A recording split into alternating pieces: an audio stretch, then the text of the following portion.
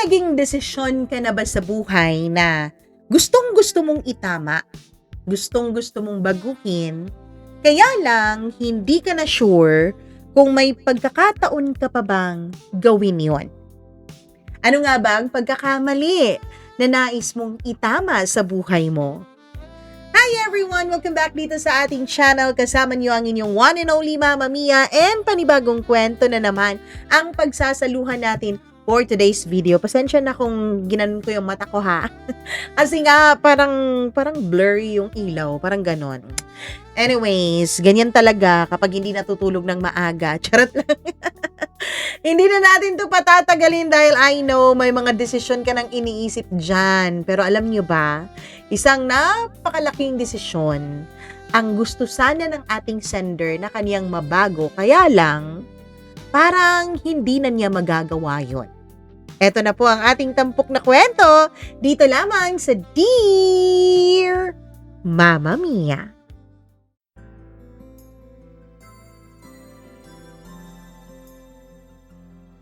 May mga bagay na akala natin nung una ay hindi natin kailangan. Mga bagay na akala natin ay mananatiling sagabal sa ating buhay.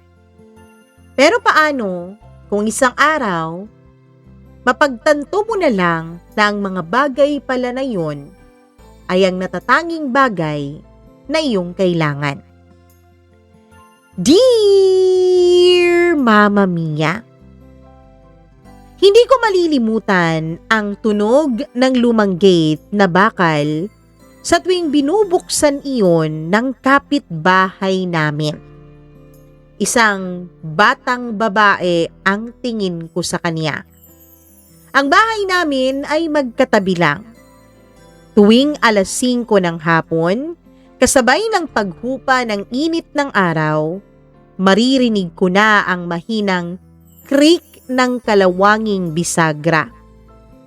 At kasunod noon ay ang masiglang boses na halos araw-araw kong maririnig. Kuya J. Lord, hindi ko na kailangang ngumiti. Alam ko nang si Jasmine yun. Sa maliit naming baryo sa probinsya, halos lahat ay magkakakilala. Dalawang hilera lang ng bahay ang bumubuo sa aming lugar. Sa umaga, tila sabay-sabay nagigising ang buong komunidad sa tilaok ng mga manok. Sa tanghali naman, tahimik ang paligid maliban sa mga huni ng mga kuliglig. At pagsapit ng gabi, ang ilaw ng buwan ang nagsisilbing ilaw ng buong kalye. Doon ako lumaki at doon ko rin nakilala ang batang babaeng hindi ko inaakalang magiging pinakamabigat na alaala ng buhay ko. Mama Mia, 21 years old lamang ako noon. Katatapos ko lang sa kolehiyo, ngunit wala pa ring matinong trabaho. Paminsan-minsan ay tumutulong ako sa maliit na hardware ng tiyuhin ko habang naghihintay ng tawag mula sa mga kumpanyang pinag-a-applyan ko sa Maynila. Simple lang ang buhay namin. May maliit kaming bahay na gawa sa kahoy. May tanim na mangga sa likod at isang lumang duyan na ginawa pa ng yumao kong ama. Namatay ang aking ama noong 17 taong gulang pa lamang ako. Mula noon, ako na ang naging sandigan ni Mama. Kaya kahit gusto kong lumuwas ng Maynila noon pa man, pinili kong manatili muna sa probinsya hanggang sa makahanap na ako ng siguradong trabaho. Isang hapon habang inaayos ko ang sirang bisikleta sa harap ng bahay, may narinig na naman akong pamilyar na boses. Kuya J. Lord! Paglingon ko, nakangiti na naman siya.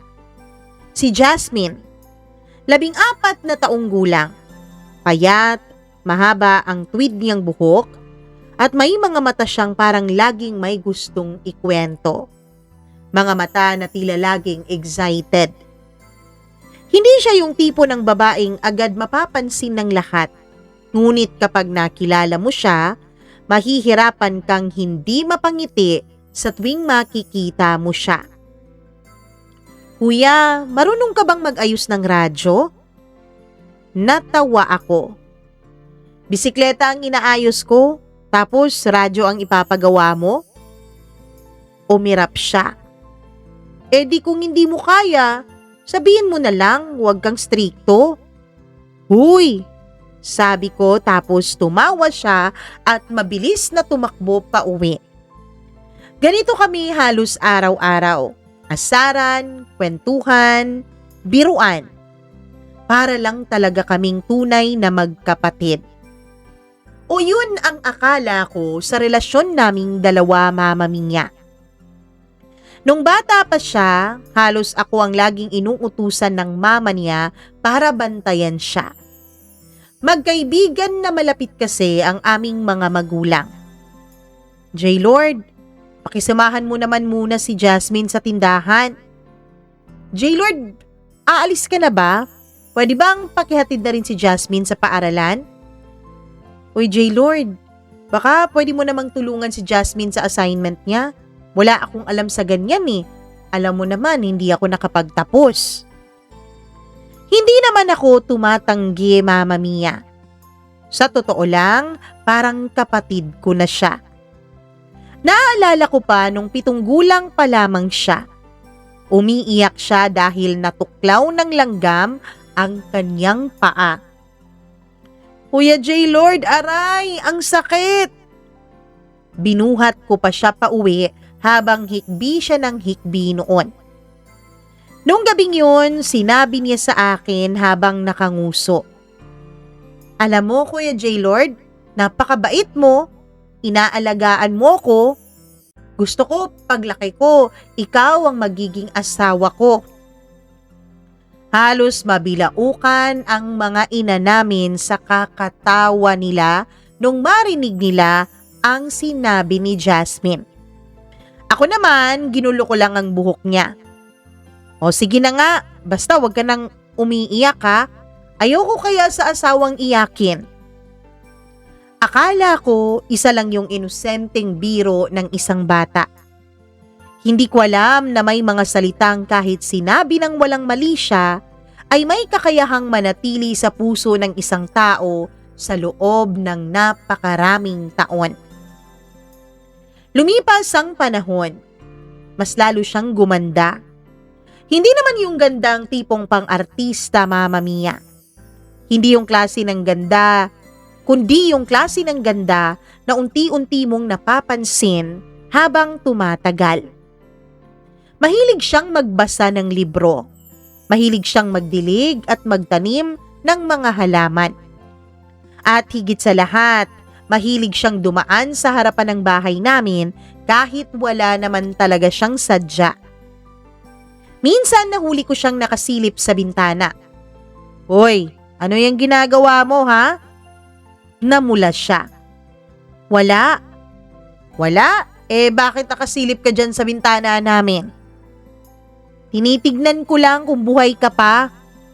Sira ulo ka talagang bata ka. Tapos natawa ako at siya naman ay tumakbo na naman pauwi sa bahay nila.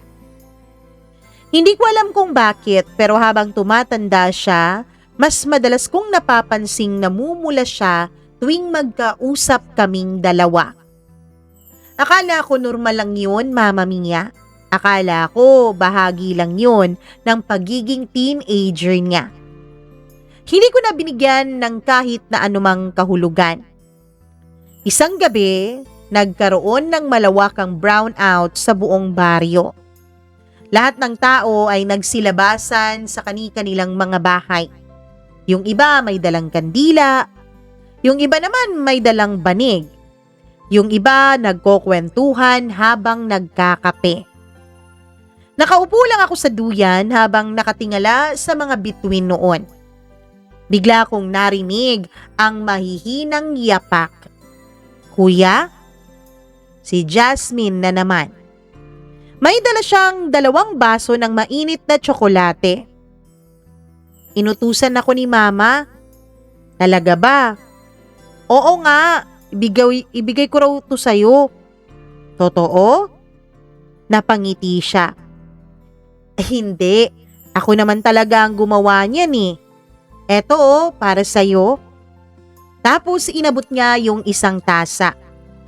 Tahimik kaming umupo. Siya sa harap ng bangko at ako naman ay nasa duyan. Hindi kami nagsasalita. Ang tanging naririnig lamang namin ay yung mga kwentuhan ng ibang mga kapitbahay at huni ng mga kuliglig. Pagkaraan ng ilang minuto ay bigla siyang nagsalita. Kuya, sabi ni Ninang, aalis ka raw dito. Kapag umalis ka ba dito sa baryo natin, babalik ka pa? Napatingin ako sa kanya. Bakit mo naman naitanong? Narinig ko kasi sina Ninang at si Mama habang nag-uusap. Sabi nila may trabaho ka na raw na inaabangan sa Maynila. Oo, totoo yun. Tahimik siyang yumuko. Matagal ka bang mawawala, kuya? Hindi ko alam. Maaring 1 taon o higit pa dun. Hindi siya nagsalita, Mama Mia. Ngunit sa liwanag ng buwan, napansin kong unti-unting namumuo ang lungkot sa kanyang mga mata. Makalipas ang ilang araw, dumating ang pinakahihintay kong tawag. Natanggap ako sa isang kumpanya sa Maynila. Malaki ang sahod kumpara dun sa baryo namin. May pagkakataong makaipon at makatulong ako kay Mama. Dapat masaya ako, di ba? Pero habang inaayos ko ang mga dokumento ko, paulit-ulit kong napapansin ang bahay sa kabilang bakod. Tahimik. Sarado ang bintana. Hindi ko alam kung bakit parang may mabigat na pakiramdam sa dibdib ko. Kinabukasan ng hapon, may kumatok sa pintuan namin. Pagbukas ko, si Jasmine. May hawak siyang maliit na papel. Nakatupi yun. Pero ang napansin ko ay hindi makatingin ng diretso sa akin si Jasmine. Pwede bang tsaka mo na lang to basahin kapag nakaalis ka na, kuya? Kinuha ko yung sobre. Bakit naman? Umiling siya. Wala lang. Basta promise mo Okay, sige. Ngumiti siya. Ngunit yung ngiting iyon ay parang kakaiba sa lahat ng ngiting ibinigay niya sa akin. Parang pilit. Parang may emosyon siyang gustong pigilan. Pag-alis niya, hindi ko na namalayan na tinititigan ko na pala yung puting papel sa kamay ko. Hindi ko alam kung bakit pero pakiramdam ko, ang simpleng liham na yun ang magsisimula ng pinakamalaking pagsisisi sa buhay ko. May mga alaalang kahit gaano mo subukang ibaon sa limot, may isang bagay na kusang naghuhukay sa mga yun pabalik. Sa akin, Mama Mia, yun yung puting papel. Yun lang ang kailangan. Sa araw ng pag-alis ko, maagang nagising ang buong bahay. Abala si Mama sa paghahanda ng babaunin kong pagkain. Paulit-ulit niyang sinisiguradong kumpleto na ang mga gamit ko. Kahit na ang totoo, mahigit 3 beses na niya yung naisuri. Ginawa ko yung paborito mong adobo. Sabi niya habang pinupunuasan ang luha sa gilid ng kanyang mga mata. Napangiti ako. Mama naman, para namang aabroad ako niyan. Tapos para namang hindi na ako babalik. Alam mo, J-Lord, hindi ko alam kung kailan kita ulit makakasama. Yumakap siya sa akin, mahigpit, na para bang ayaw na niya akong bitawan. Hindi ko na rin napigilang mapaluha. Simula kasi nang mawala si Papa, kami na lang 2 ni Mama ang magkasama sa bahay. At ngayon, iiwanan ko na muna siya pansamantala para sa pangarap naming 2. Halos lahat ng kapitbahay ay dumating para magpaalam. May nag-abot ng prutas, May nagbigay ng rosaryo. May nagsabing mag-ingat ako sa mga mandurukot at mga manloloko sa Maynila. Lahat sila nandun, Mama Mia. Lahat maliban kay Jasmine. Ilang beses kong sinulyapan ang bahay nila. Nakabukas ang bintana. Pero walang lumalabas. Wala yata si Jasmine. Biro ng isa naming kapitbahay. Ang mama niya, ang alam ko ay pumunta sa kabilang baryo dahil may bibisitahing may sakit na kapatid. Kaya hindi rin nakapunta sa bahay namin. Mama Mia, hindi ko alam kung bakit parang may kung anong kirot akong naramdaman. Pero agad kong tinaboy yun sa isip ko. Bata pa siya. Marahil nahihiya lang dahil alam niyang maraming tao sa bahay. Hanggang sa umandar na ang lumang bus palabas ng baryo. Napadaan kami sa tapat ng bahay nila. At doon ko siya nakita. Nakatayo sa may gate. Tahimik, hindi siya kumakaway. Hindi rin naman siya umiiyak. Nakatingin lang siya sa bus na unti-unting lumalayo. Nagtagpo ang mga mata namin. At sa unang pagkakataon, hindi niya ako binigyan ng kanyang matamis na ngiti. Hanggang sa tuluyan na rin siyang nawala sa aking paningin. Hindi ko alam noon, Mama Mia, na yun na pala ang huling beses na makikita ko siyang ganon. Mahigit 10 oras ang biyahe papuntang Maynila. Pagdating ko sa maliit kong inuupahang kwarto, pagod na pagod ang katawan ko. Isang electric fan, isang kama, isang maliit na mesa. Yun lang ang laman ng silid na yun. Habang inaayos ko ang mga gamit ko, napansin ko ang puting papel sa loob ng bulsa ng bag ko.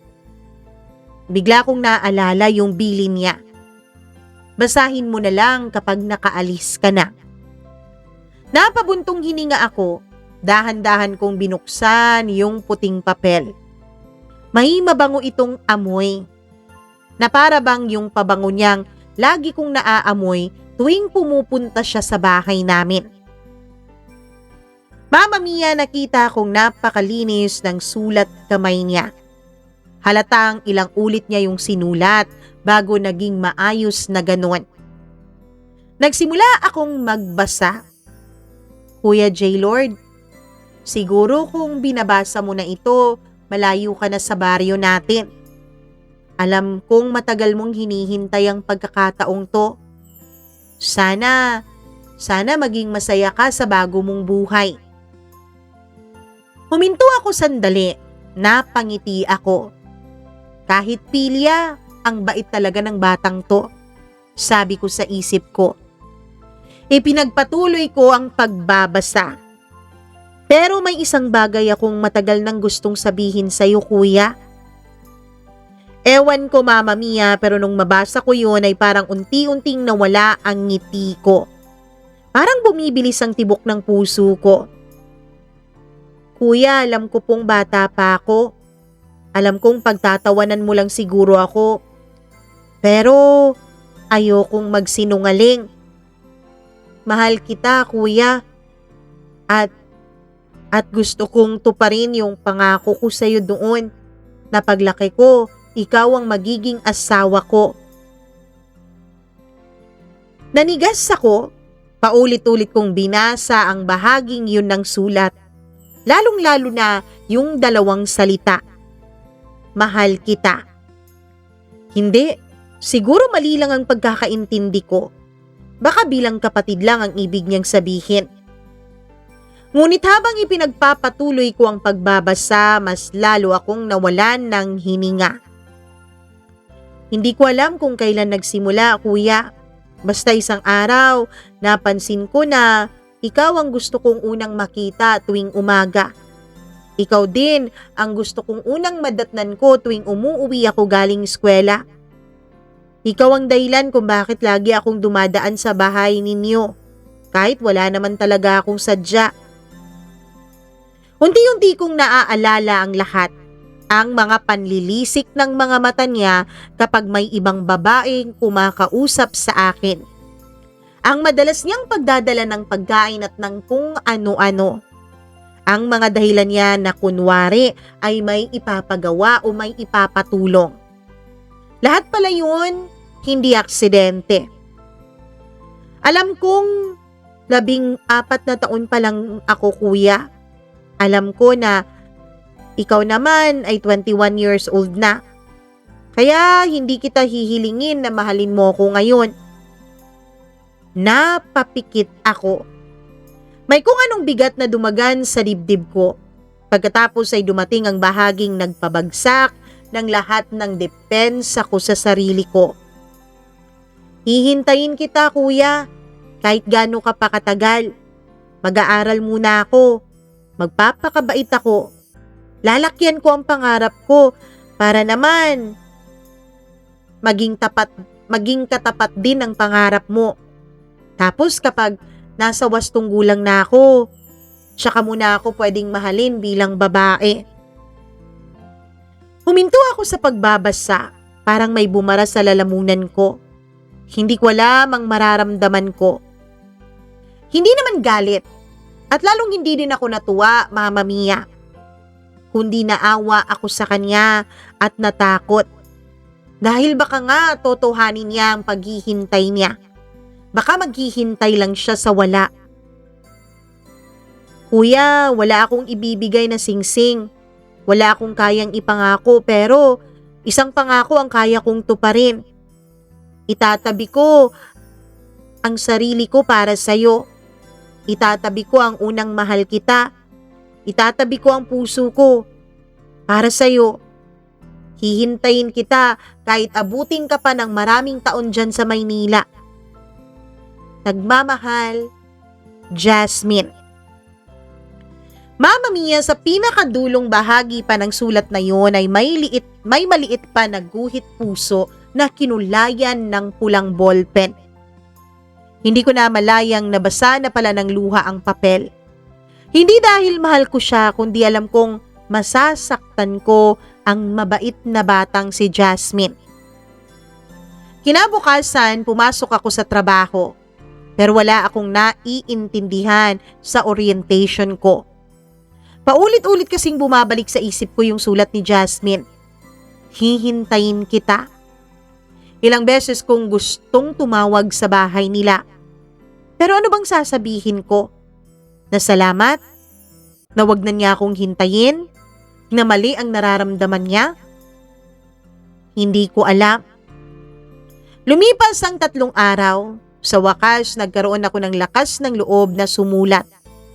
Mahigit 5 beses kong pinunit yung papel hanggang sa inaisulat ko na ang gusto kong sabihin. Mama Mia, sa totoo lang, may mga pagkakataon na mas madaling magsinungaling. Mas madaling sabihin ang gusto ng isang tao para lamang hindi siya masaktan. Mas madaling sabihin ang mga salitang, sige, hintayin mo ko ha. Pero alam kong kapag ginawa ko yun, hindi pagmamahal ang ibibigay ko kay Jasmine, kundi isang pag-asa sa isang bagay na hindi ko naman talaga kayang panindigan. At yun ang pinakamasakit na kasinungalingan na maaari kong sabihin sa mura niyang puso. 3 gabi kong pinag-isipan ang isusulat ko. Sa bawat papel na pinupunit ko, mas lalo kong nararamdaman ang bigat ng responsibilidad na nasa mga kamay ko. Hindi siya basta isang babaeng umamin ng nararamdaman sa isang lalaki. Isa siyang minor de edad na lumaki sa mga mata ko, Mama Mia. Nakilala ko siyang umiiyak dahil sa sugat sa tuhod. Nakilala ko siyang takot sa kidlat at kulog. Nakilala ko siyang masaya na sa isang candy at sa isang lobo. Paano ko hahayaang umikot ang kabataan niya sa paghihintay sa akin? Hindi maaari. Kaya kahit masakit, pinili kong maging malinaw sa kanya. Nang matapos ko ang liham ko, ilang minuto ko itong pinagmasdan. Maliit lang ang liham na yun kumpara sa liham niya. Pero bawat salitang nandoon ay tila may dalang bigat na kayang durugin ang puso ng sino mang magbabasa nito. Inilagay ko yun sa sobre Kinabukasan, ipinadala ko sa pamamagitan ng courier. Habang inilalagay ko ang sobre sa kahon ng mga liham, parang may bahagi ng sarili kong gusto yung habulin at wag nang ipadala. Pero huli na, naihulog ko na, Mama Mia. Halos 2 linggo ang lumipas bago ako nakatanggap ng tawag mula kay Mama. "O anak, kumusta ka na dyan?" "Okay naman po, Ma." "Tamang-tama ba ang trabaho mo? Hindi ka ba masyadong nahihirapan?" Hindi naman po. Medyo naninibago lang pero kaya naman." Nagkwento siya tungkol sa baryo namin na may bagong bukas na tindahan daw. Tapos may nasirang tulay daw dahil sa malakas na ulan nung nakaraang linggo. Tapos may pista na naman sa susunod na buwan. Tahimik lang akong nakikinig sa mama ko. Hanggang sa bigla kong naitanong ang matagal ko nang gustong malaman. Mama, kamusta na po pala si Jasmine?" Tahimik siya ng ilang segundo. "Anak, ang sabi ni Melia, naiyak daw yung anak niya. Parang may dumagan sa dibdib ko. May dumating daw kasi na sulat sa kanya galing sa'yo. Pagkatapos daw noon, 2 araw daw siyang hindi lumalabas ng bahay." Napapikit ako, Mama Mia. Hindi ko alam kung bakit pero parang gusto kong sumakay agad ng bus pauwi ng probinsya. Pero alam kong wala rin naman akong magagawa. Hindi ko na mababawi ang mga salitang naisulat ko na doon. Pagkalipas ng 1 buwan, ay umuwi ako sa baryo namin, Mama Mia. Weekend lang. Hindi naman dahil sa kanya kundi dahil namimiss ko na ang mama ko. Ngunit sa totoo lang, may bahagi din sa akin na umaasa na makakausap ko si Jasmine ng personal. Naisip ko kasi, Mama Mia, siguro mas madali niyang maiintindihan kapag ipinaliwanag ko sa kanya ng harapan. O baka mas gumaan ng loob niya kapag nakita niya ako. Baka mapatawad niya ako sa sakit na naibigay ko. Pagkababa ko ng bus, parang walang nagbago sa baryo namin. Pareho pa rin naman, pero nandun na nga yung bagong tindahang sinasabi ni Mama. Pareho pa rin ang amoy ng bagong saing na kanin sa kahoy. Pareho pa rin ang matatandang naglalaro ng dama sa ilalim ng punong akasya. Pareho pa rin ang mga batang naghahabulan sa kalsada dahil weekend noon. Ngunit may isang bagay na nagbago. Ang bahay sa kabilang bakod ay tahimik. Sarado ang bintana. Walang tumatawa. Walang batang babaeng sumisigaw ng, "Kuya J. Lord!" Kinagabihan habang nakaupo ako sa lumang duyan, may narinig akong yapak. Lumingon ako. Si Jasmine. Nakasuot siya ng simpleng puting bestida. Mas mahaba na ang buhok niya. Mas payat at mas tahimik. Huminto siya, mga ilang metro ang layo mula sa akin. "Kuya?" Mahina niyang tawag. "Pwede ba tayong mag-usap?" Tumango ako, Mama Mia.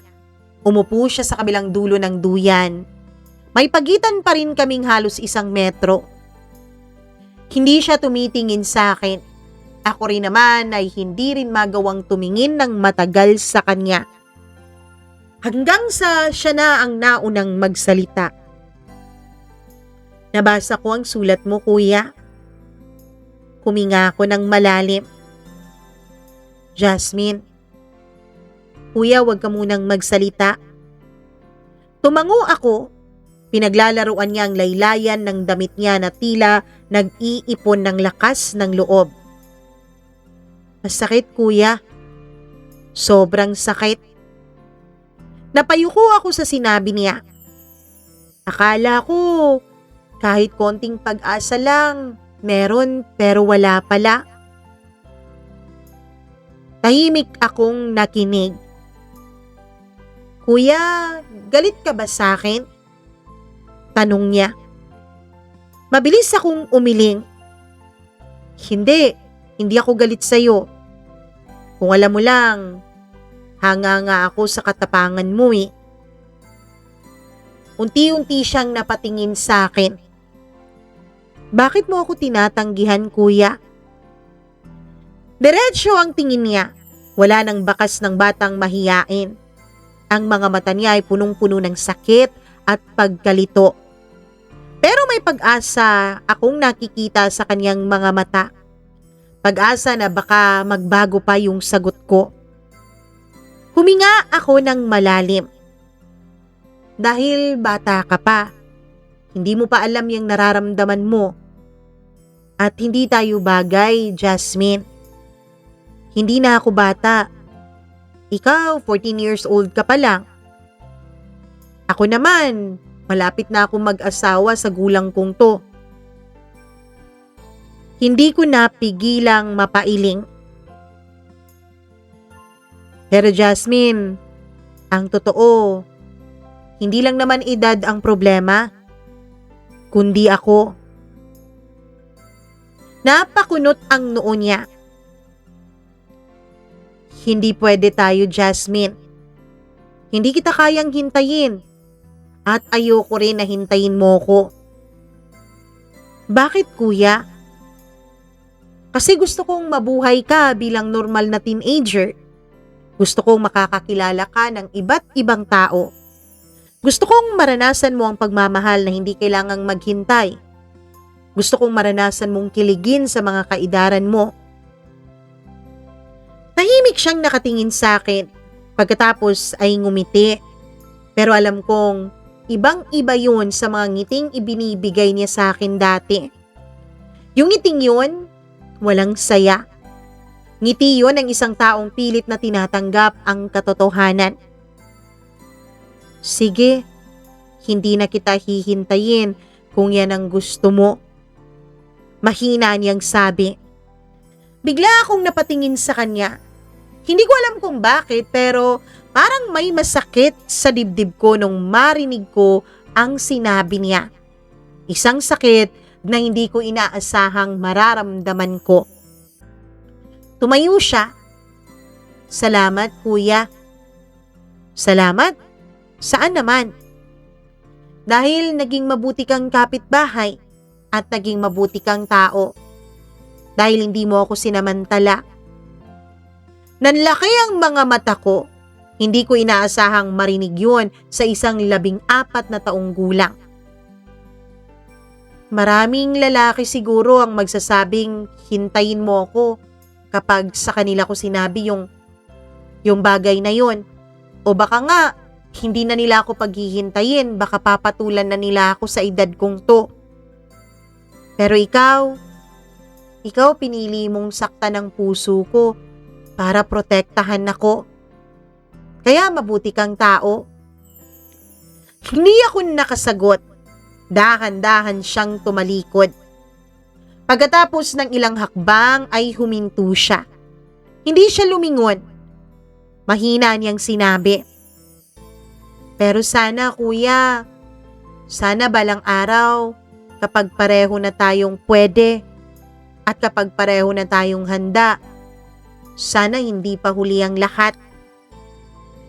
Hindi na niya ako hinintay na makasagot at tuluyan na siyang naglakad pa uwi. Habang pinagmamasdan ko ang likod niyang papalayo, hindi ko alam kung bakit pakiramdam ko may iniwan akong isang bagay na hindi ko na muling mababawi pa.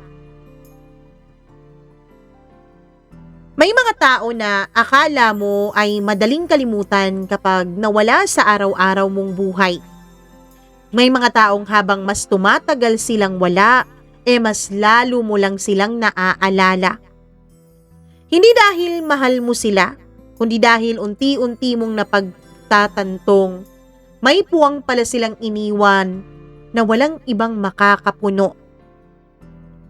Pagkatapos ng pag-uwi kong yun sa baryo namin ay hindi na kami nagkaroon ng komunikasyon ni Jasmine. Paminsan-minsan, binabanggit siya ni Mama sa telepono.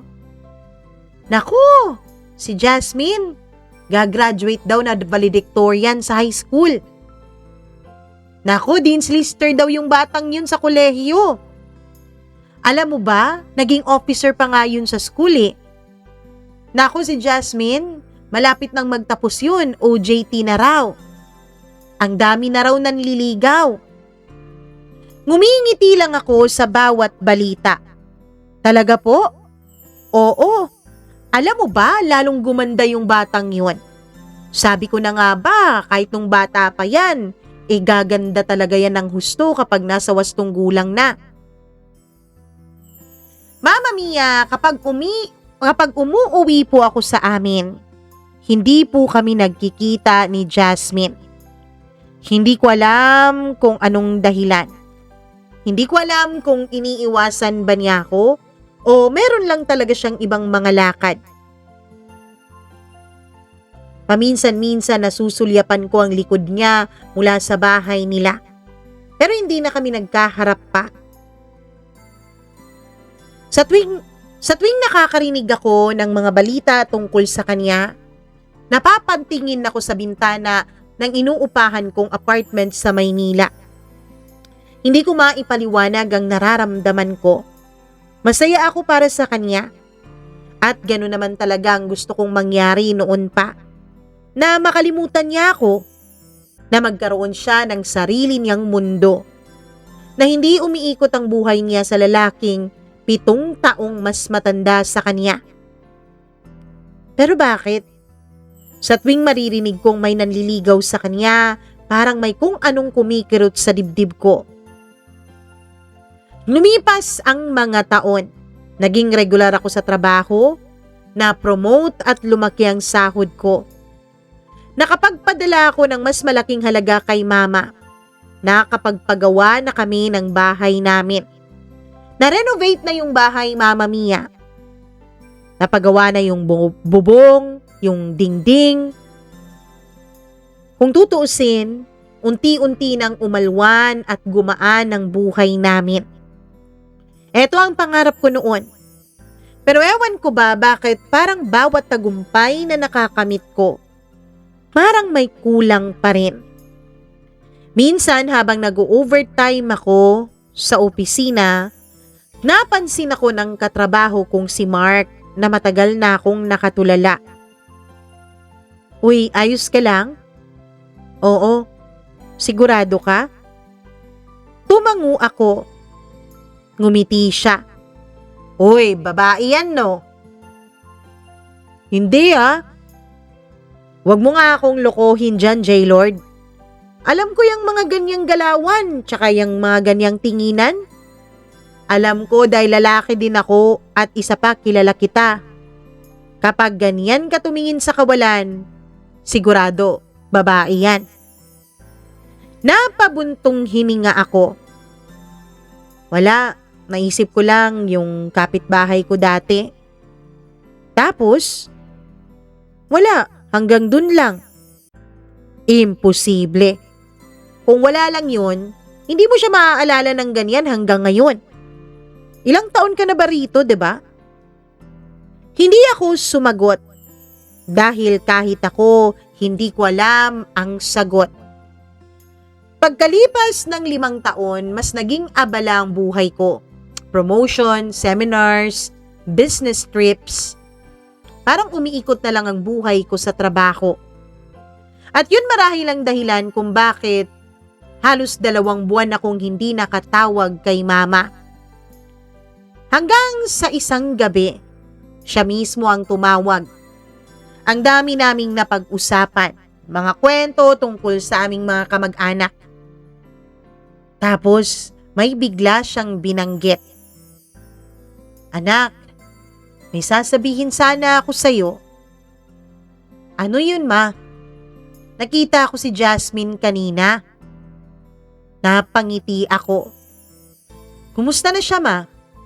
Ayun, magandang-maganda. Mukhang masaya. Tapos, tanong ko pero may kung anong kabang biglang sumiksik sa dibdib ko. May kasama siyang lalaki. Natahimik ako sandali at napatingin sa kisame.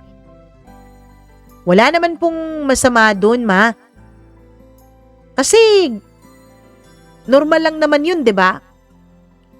Oo. At alam mo, parang manliligaw niya yung lalaking yun.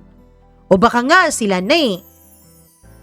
Napangiti ako ng pilit upang wag niyang mahalata sa boses ko ang pagkagulat at ang sakit. Mabuti naman. Ganyan naman talaga ang gusto ko, may. Hindi sumagot si mama. Sa halip, siya ang nagtanong. J-Lord, wala ka bang nararamdaman para kay Jasmine? Natigilan ako. Parang biglang tumigil ang mundo ko. Naku ma, wala po. Ang bata-bata pa ni Jasmine. Ano ba kayo? Biruan lang yun nung bata pa siya. Hindi ko alam na nagiging defensive na pala ang tono ko noon, Mama Mia. Noong ika-6 na taon ko sa Maynila ay may naging kasintahan ako. Si Angie. Maganda, mabait. Pareho kaming empleyado. Halos lahat ng katrabaho namin ay sinasabing bagay na bagay daw kami ni Angie.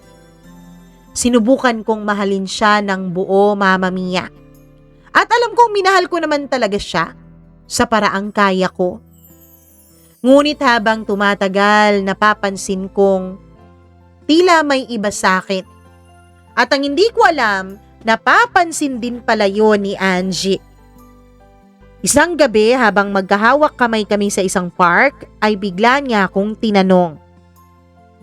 J-Lord? Ako ba talaga mahal mo? Oo naman. Ako lang ba talaga? O baka naman may mahal ka ng iba? Napatingin ako sa kanya. Wala. Totoo? Tumango ako. Ngunit ngumiti siya ng may pait. Hindi ka nagsisinungaling?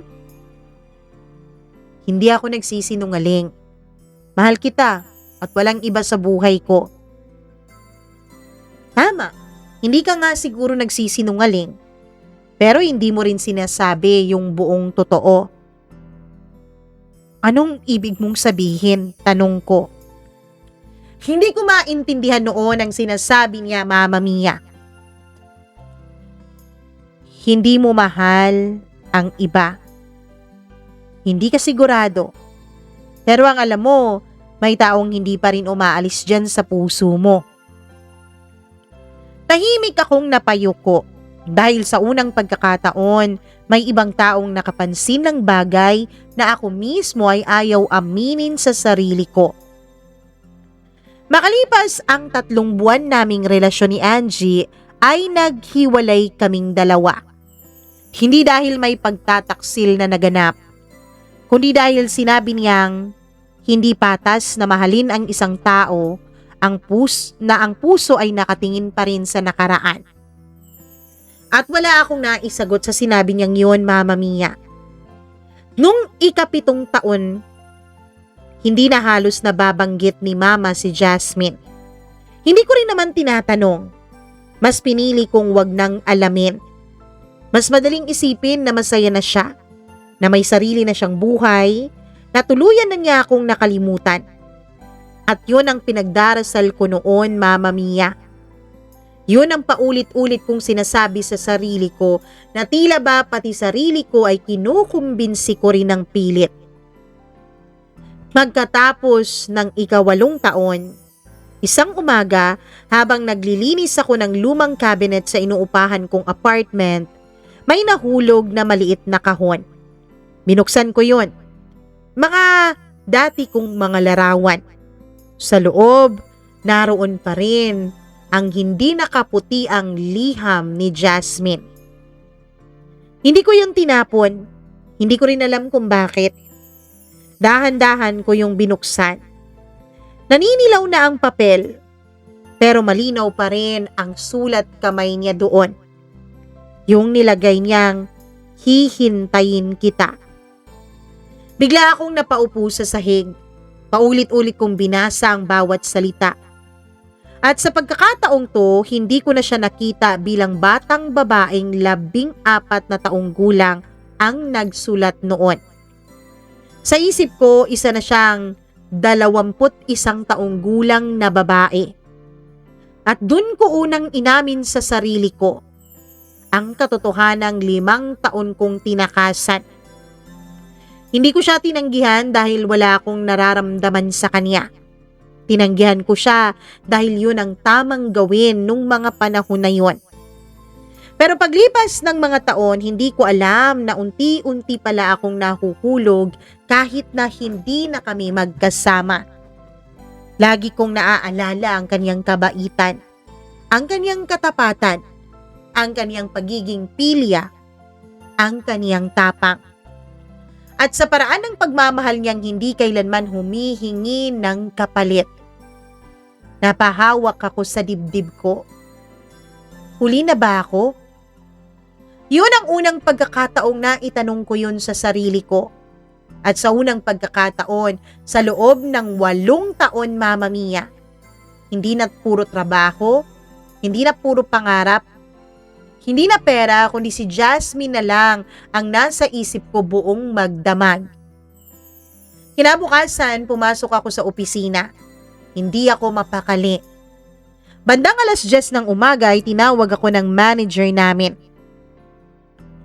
J-Lord, may iaalok kaming promotion sa'yo.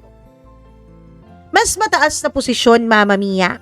Mas malaking sweldo, mas magandang kinabukasan. Noon, yun ang pangarap ko.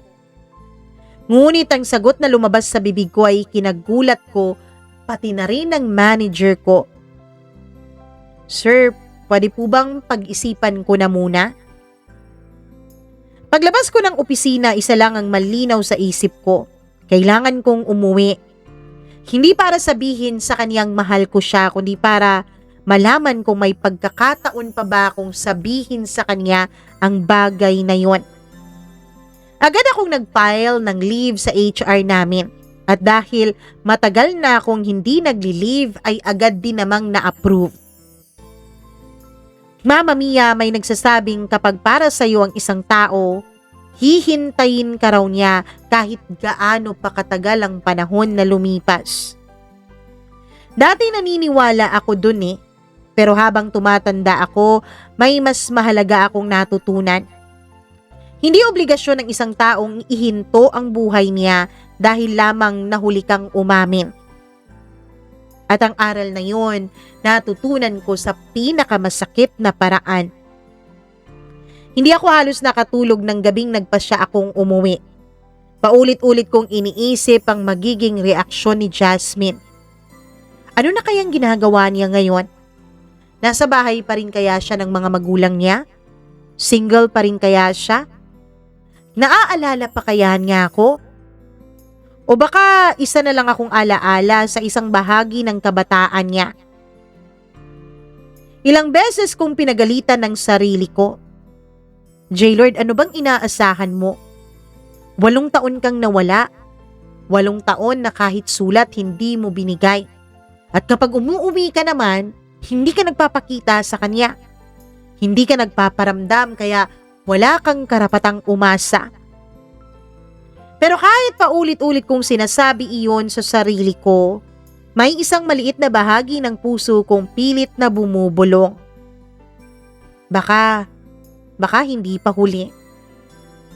Kinabukasan, maaga akong nagtungo sa terminal. Habang umaandar ang bus palabas ng Maynila, hindi ko maalis ang tingin ko sa bintana. Bawat kilometro ay tila bumabalik ang mga alaalang pilit kong kinalimutan. Ang maliit naming baryo, ang punong mangga, ang lumang duyan, at ang batang babaeng laging may baong ngiti para sa akin. Napapangiti ako. Hindi ko namamalayang nakangiti na pala akong mag-isa. Napansin yun ng matandang lalaki sa tabi ko. Uuwi ka sa mahal mo, no? Napatingin ako sa kanya. Hindi ako agad nakasagot. Pagkaraan ng ilang segundo ay mahina akong natawa. Umaasa lang po. Nako iho, mahirap umasa. Pero mas mahirap kapag nalaman mong huli ka na. Hindi ko alam kung bakit pero tumama ang mga salita niyang yun sa puso ko. Pagsapit ng hapon, narating ko ang baryo. Parang walang nagbago. Naroon pa rin ang lumang waiting shed. Ang tindahang dati naming tinatambayan ng mga kaibigan ko. Ang ilog kung saan kami naliligo nung bata pa ako ay nandun pa rin, pero hindi na ganun kalalim. At habang papalapit ako sa bahay namin, napansin kong mas maganda na ang bahay sa kabilang bakod. Napinturahan na. May bago ng gate, hindi na yung lumang gate nila. May mga halamang namumulaklak sa harapan. Napangiti ako. Mukhang naging maayos ang buhay nila. Pagpasok ko sa bahay, halos mangiyak-ngiyak si mama sa sobrang saya. Anak! Mahigpit niya akong niyakap. Ang mama mo na, tumatanda ka na.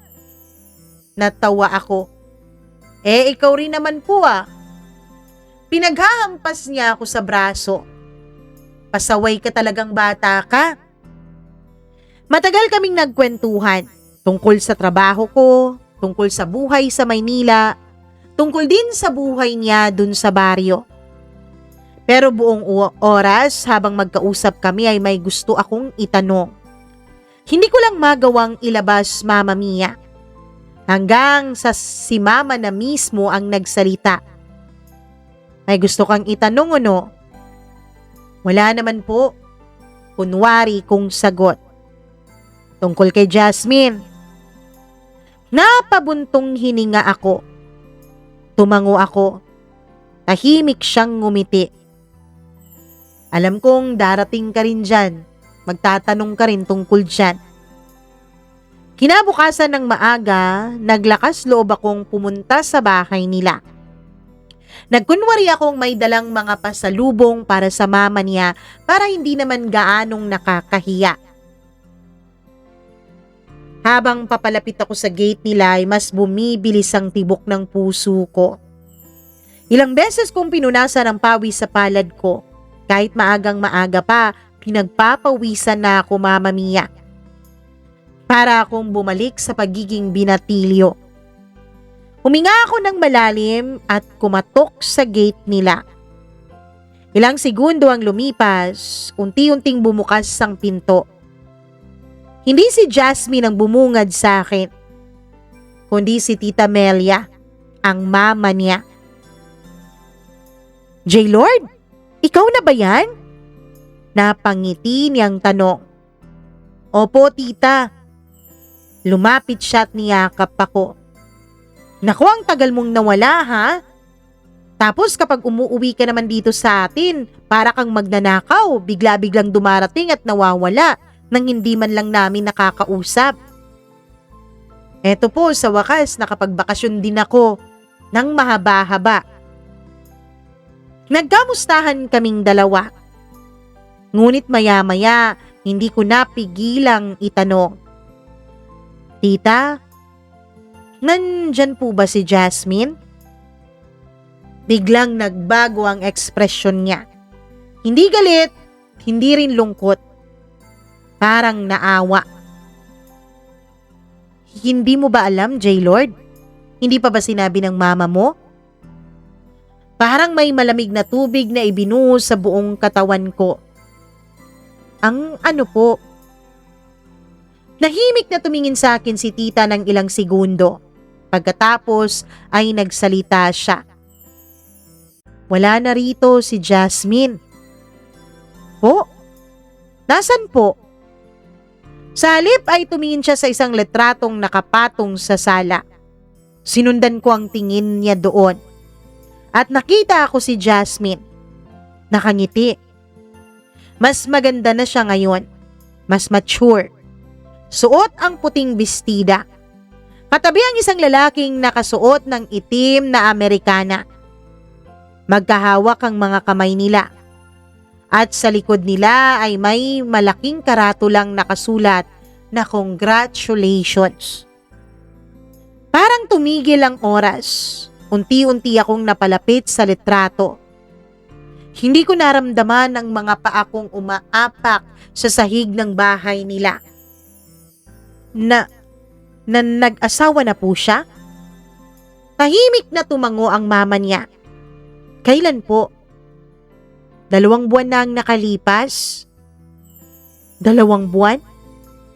2 buwan lang? Kung mas naging maaga akong umuwi, hindi ko alam kung may magbabago pero hindi ko na rin malalaman yon, Mama Mia. Sino pong napangasawa niya? Tanong ko. Kahit alam ko naman ang itsura nung lalaking yon, Mama Mia. Huminga ng malalim ang mama ni Jasmine. Hindi mo ba siya nakikilala? Doon ko tinitigan lalo ang larawan. Si Carlo, yung pinsan mo na taga-ibang baryo? Parang may sumabog na kung ano sa loob ng dibdib ko, Mama Mia. Oo, si Carlo nga yun. Yung pinsan na parang tinuring ko na ring kapatid. Yung lagi kong sinasamahan dati kapag nag-aaral ng bisikleta, kapag nagbabakasyon kami sa baryo nila. Yung lalaking dati ay sinasabing idol na idol daw niya ako. Hindi ako galit. Hindi rin ako nagtanim ng sama ng loob. Pero hindi ko mapigilang mapaupo. Parang biglang nawala ang lakas ng mga tuhod ko. Napansin yon ng mama ni Jasmine. Lumapit siya at marahang hinawakan ang balikat ko. Iho, alam ko kung anong nangyari sa inyo ni Jasmine. Ikwento sa akin ng anak ko. Alam mo ba matagal kanyang hinintay? Hindi lang buwan, kundi taon. Halos 5 taon siyang walang pinapansin sa mga manliligaw niya. Pero dumating din ang panahon na napagod na rin ang puso niya. At si Carlo, laging nandyan.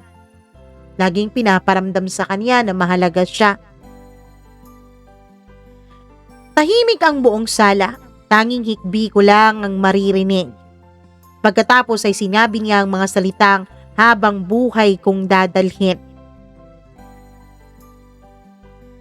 J-Lord, anak, ang paghihintay, hindi yan unlimited.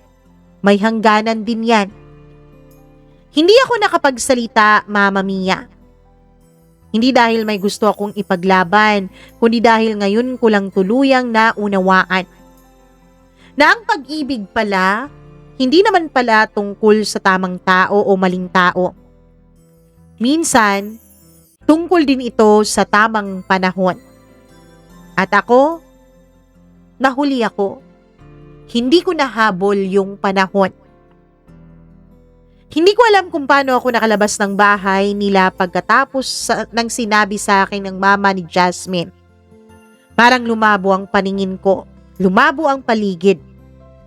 Naririnig ko ang mga batang naglalaro sa kalsada, ang tahol ng mga aso, ang huni ng mga ibon. Pero lahat ng yun ay tila napakalayo mula sa akin. Ang malinaw lang sa akin ay yung larawan sa sala. Si Jasmine, nakangiti, at ang kamay niya ay hawak ng iba.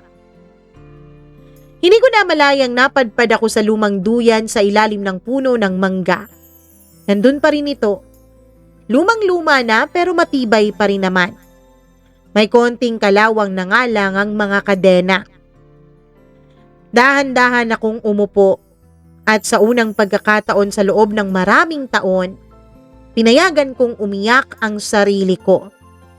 Hindi dahil nawala si Jasmine, kundi dahil ngayon ko lang tinanggap na ako rin pala mismo ang naging dahilan kung bakit siya nawala sa buhay ko. Pinabayaan kong lumipas ang panahon nang wala akong ginawa. At yun, Yung kawalan ko ng desisyon, yun ang dahilan kung bakit nawala sa akin si Jasmine. Kinagabihan, Mama Mia, ay nagulat ako dahil may dumating sa bahay. Si Carlo, kumatok sa bahay namin. Pagbukas ko ng pinto ay halos hindi ko na siya nakilala. Mas matangkad na siya. Hindi halatang mas bata siya sa akin. Mas matipuno. Pero pareho pa rin ang ngiti niya. Kuya, sabi na nga ba dumating ka eh. Mahina niyang sabi. Hindi ko alam kung ano ang mararamdaman ko. Magagalit ba ako sa kanya? Maiinggit? Magtatanim ng sama ng loob? Pero wala. Ang nakita ko lang ay tila ang dating batang si Carlo. Lumapit siya at niyakap ako. Namiss kita, kuya. Napapikit ako. Ako rin. Namiss din kita. Umupo kami sa harap ng bahay habang umiinom ng kape. Matagal kaming walang imikan hanggang sa siya ang naunang nagsalita. Alam kong alam mo na ang tungkol sa amin ni Jasmine. Tumango ako. Kailan pa kayo kinasal? 2 buwan na. Ang totoo niyan, kuya, gusto sana kitang padalhan noon ng imbitasyon. Kaya lang, alam ko kasi yung tungkol sa inyo ni Jasmine. Bakit? Paano mo nalaman? Sinabi sa akin ni Jasmine, kuya.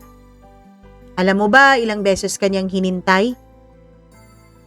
Anong ibig mong sabihin? Tuwing piyesta, tuwing Pasko, tuwing kaarawan niya, lagi siyang umaasang baka bigla kang dumating. Baka raw bigla mong bawiin yung sinabi mo dun sa sulat mo at yung sinabi mo raw nung nagkausap kayo. Napahawak ako sa noo ko. Parang bawat salitang sinasabi niya ay kutsilyong unti-unting tumatagos sa puso ko. Hindi ko naman siya niligawan agad, kuya. Ayoko naman na maging rebound. At alam ko rin naman na ikaw pa ang laman ng puso niya noon eh. Kaya nga, halos 5 beses niya akong tinanggihan. 5 beses? Oo. Pero hindi ako sumuko. Hanggang sa isang araw, sabi niya, unti-unti na raw niya akong natututunang mahalin. Hanggang sa naging kami. At yun na nga, kuya. Doon ko nalaman na pagod na siyang umasa. Hindi naman niya kasi alam kung babalik ka pa eh. Tapos, nalaman pa niya, kuya, na may girlfriend ka na doon. Ano? Paano niya nalaman? May nagsabi, isang kapitbahay natin. Nakita daw kayo nagsimba sa Quiapo. Yun ang sinabi niya kay Jasmine. Kaya yun ang naging dahilan kung bakit nakapasok ako sa puso niya. Hanggang sa nabuntis si Jasmine. Kaya kahit na ang plano sana namin ay sa susunod pa na taon magpakasal, inagahan na namin. Kuya, hindi ko naman inagaw sa'yo si Jasmine ha. Alam ko yon, Carlo. Hindi ko rin siya pinilit, kuya. Alam ko rin. Alam mo ba, kuya? Tinanong pa nga niya ako kung handa raw ba akong tanggapin siya. Kung handa raw ba ako na tanggapin siya na baka habang buhay may parte ka raw na hindi mawala-wala sa puso niya bilang ikaw yung first love niya. Anong sinagot mo? Sabi ko, okay lang yun. Magpinsan naman tayo, 'di ba? Tapos, hindi naman kailangang maging perpekto ang relasyon. Ako din naman, may bahagi din sa akin na naaalala pa rin yung first love ko dati. Ganun naman ata ang pag-ibig. Napapikit ako, Mama Mia. Sa unang pagkakataon, hindi ako nakaramdam ng inggit. Sa halip ay nagpasalamat ako. Dahil kung hindi ako ang magpapasaya kay Jasmine, mas mabuti ng isang mabuting lalaki ang gumagawa noon. At si Carlo yun. Ang pinakamabuting pinsan na kilala ko. Kinabukasan bago ako bumalik sa Maynila ay may iniabot sa akin si Carlo. Isang maliit na kahon. Ano to? Para sa'yo. Binuksan ko. Nanlaki ang mga mata ko. Nasa loob ang puting sobre. Mama Mia, yun pala ang unang liham ni Jasmine sa akin. Sa likod nito ay may mga liham pa. Ang sabi daw ni Jasmine sa kanya, ibigay niya raw ito sa akin bago ako bumalik ng Maynila. Sabi pa, eto daw ay isang paalaala at isang aksyon para tuluyan na raw niya akong kalimutan. Doon ko nalaman, Mama Mia, na ang dami-dami palang liham ni Jasmine para sa akin. Mula nung nag 10 years old siya. May liham na pangit pang sulat. May liham na halos hindi mo maintindihan ang pagkakasulat.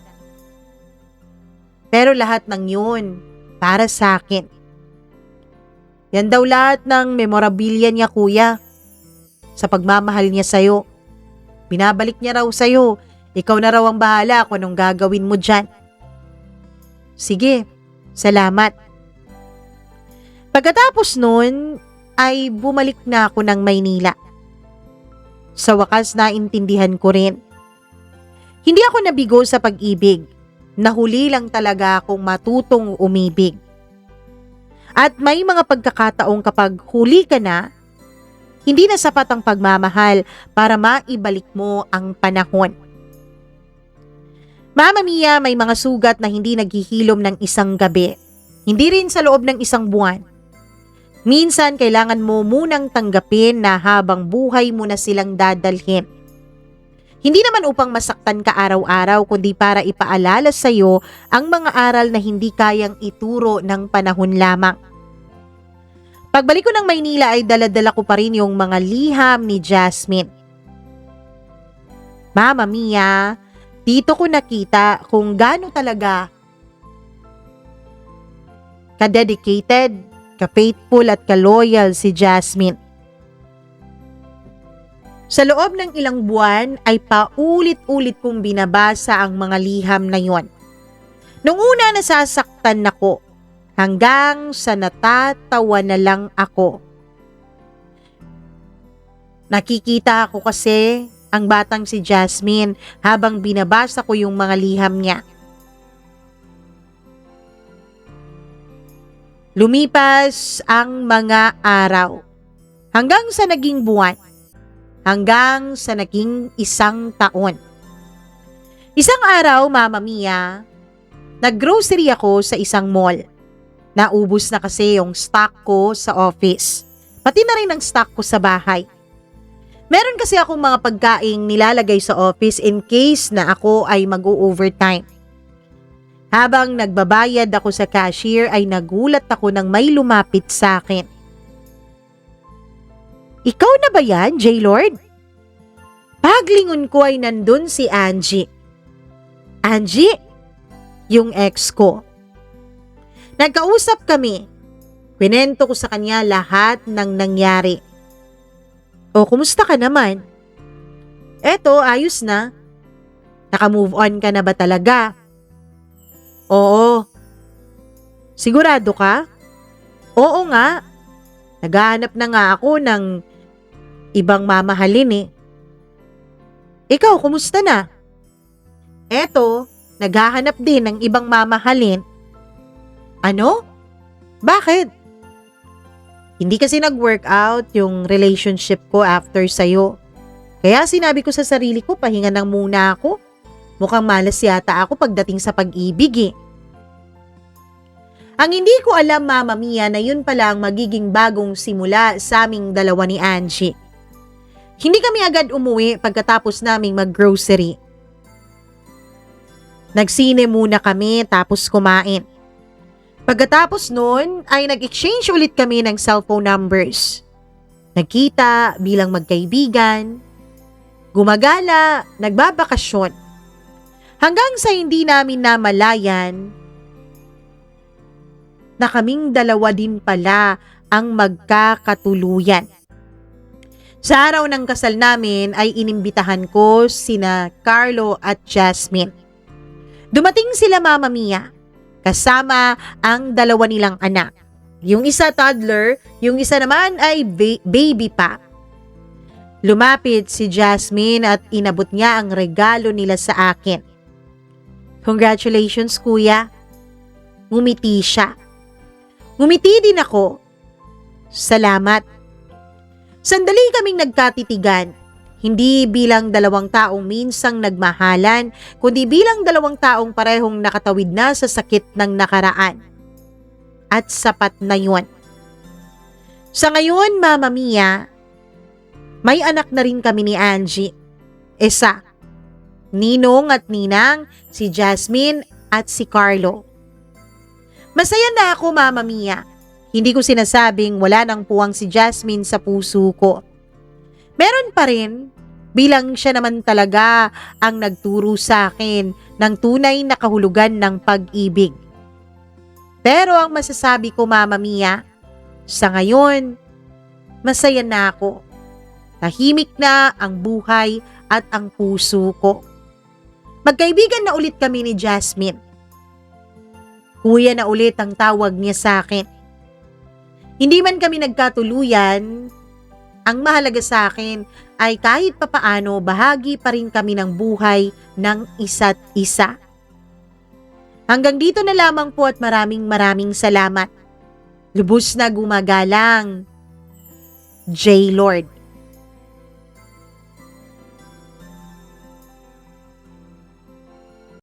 Grabe yung kwento ni J. Lord. Grabing kwento naman ito, J. Lord. Nako, saan ba ito natumigil kanina? Dito ba? Bahala na. Alam nyo kasi, ganyan talaga ang buhay. May mga pag-ibig na hindi talaga laan para sa atin. Ako, I don't know with you ha, pero ako naniniwala talaga ako na pag itinadhana. Pag hindi, hindi. Magkakatuluyan man kayo ng sandali, pero maghihiwalay din. Gaya ng nangyari kay Jelay, diba? Congratulations nga pala kay Jelay. Annulled na siya. Oo, nakalaya na rin sa wakas.